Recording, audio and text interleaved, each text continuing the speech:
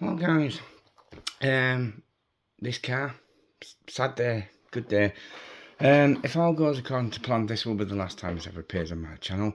It's been around for a while. It's a G-Made Buffalo body, civilian edition, on what is basically an upgraded up the Kazoo SCX10 original chassis. Now, I've just made some modifications for it, ready to sell it, because I was making it how I wanted it. And do you know when you think you had a vision and you never quite managed it? Well, I managed it.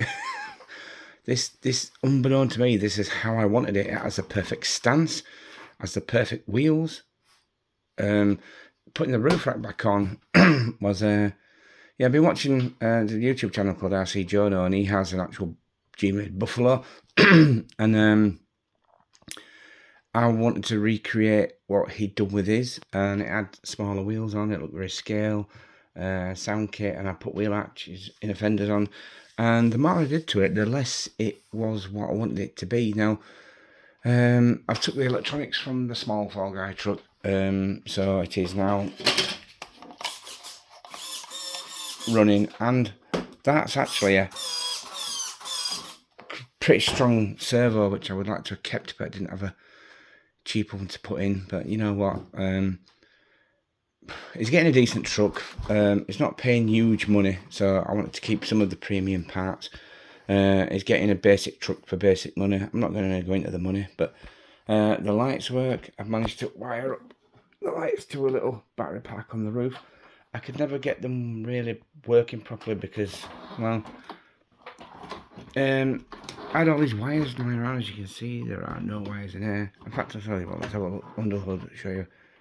Now I've made it so that there's clips in the front here, and the G-Made body comes with the bumpers attached, which are the mounting points.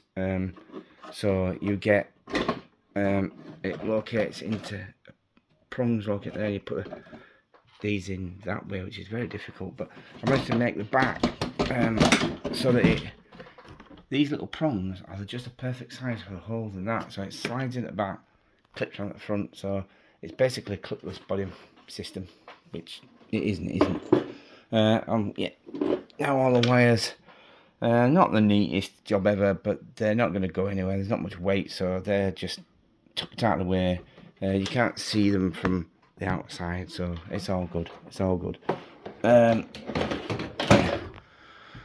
So, because I took the inner fenders off, I put the aluminium King bodies back on. Shock hoops. Yeah, now the interior is actually fastened. Quite sad that I never got it fastened for me, but there you go. I'm going to give him this battery with it. I like this battery. It's my test battery for all the rigs that I make, but you know what? If you're buying an RTR, it needs a R and R, doesn't it? Needs the R and R. It's got a genuine axial chassis rails.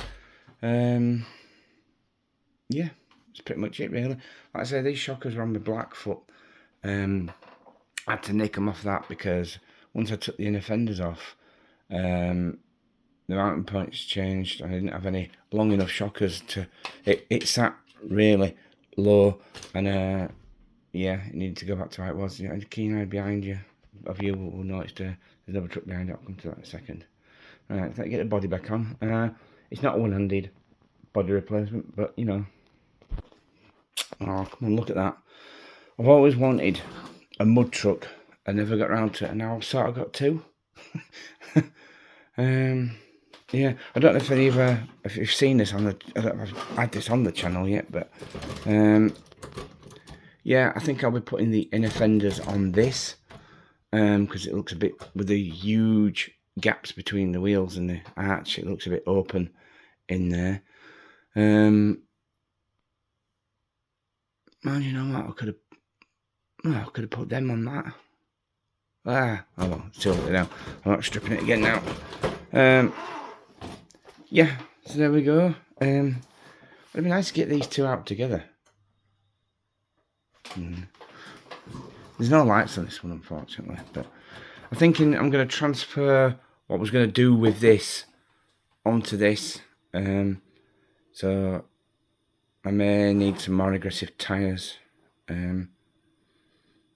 See, this has got big mother humping axles, and yeah. Right, so there we go. We'll do a night. Well, it's not a night, but a dark shot. It's like that does look very nice. The lights look good on their own. I've always liked it when you have different coloured lights on the front of cars. It's like it's got the old original headlights, but somebody added big mother humping spots to it. I always like that look. Get a very sort of hot spot of light there, but there's just an LED behind the original stickers, but to the eye it looks a lot less odd. But there we go. Last time you'll see this on the channel. So thanks for watching, peeps. Now the money I get from this, which I'm not debating myself, I tell you what I'm getting from it, just suffice it to say it costs more to build than I'm making from it, but that's the nature of the hobby, isn't it? I feel there's probably the wheels came from the chassis that's on the Ironhide. I bought an entire chassis for £120, and unbeknown to me, it came with wheels. It didn't list having wheels, so that was free wheels. So these were like $10 a set. These are like $10 a set. $10. These were like they were $40. They were $50. But when they came, there was something wrong with them. The paint was peeling off, and there was something wrong with them. I had to, and he said, "How about I'll just knock you a third off?" So these were $40, like £30. So as axles go, they were cheap. But actually, you know what? As I'm working it out, $25 to $30 for the GRC interior. 10.